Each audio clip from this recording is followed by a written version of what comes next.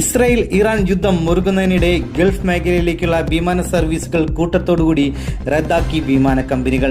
കേരളത്തിലെ എല്ലാ വിമാനത്താവളങ്ങളിൽ നിന്നും ഗൾഫ് രാജ്യങ്ങളിലേക്കുള്ള നിരവധി സർവീസുകൾ റദ്ദാക്കി.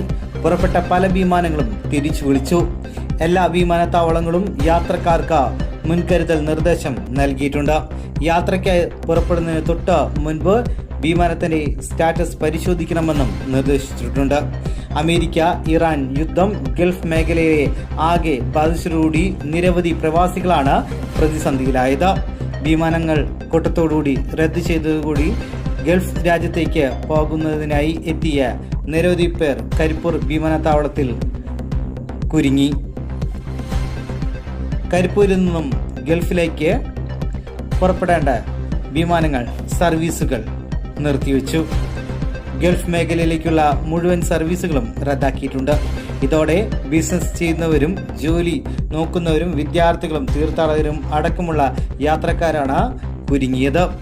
വിസ കാലാവധിയും അവധിയും തീർന്നതാണ് പലരുടെയും ആശങ്ക. ഒമാനിലേക്കുള്ള ചില സർവീസുകൾ റദ്ദാക്കി എന്ന് അറിയിക്കാത്തതും യാത്രക്കാരെ പ്രതിസന്ധിയിലാക്കുന്നുണ്ട്.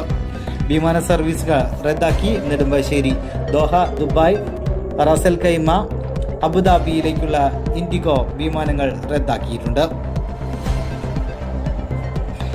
ഇറാൻ ഇസ്രായേൽ അമേരിക്ക സംഘർഷം രൂക്ഷമായതോടുകൂടി മുൻകരുതൽ നടപടികളുടെ ഭാഗമായി ബുർജ് ഖലീഫ ഒഴിപ്പിച്ച് ദുബായ് ഭരണകൂടം. ദുബായിലെ US സൈനിക താവളങ്ങൾ ലക്ഷ്യമാക്കി ഇറാൻ മിസൈൽ ആക്രമണം നടത്തിയെന്ന റിപ്പോർട്ടുകൾക്ക് പിന്നാലെയാണ് ഒഴിപ്പിക്കൽ നടപടി. വ്യോമഗതാഗതം അടച്ചു. ഒമാൻ ഒഴികെയുള്ള ഗൾഫ് രാജ്യങ്ങളിലേക്ക് മിസൈലുകൾ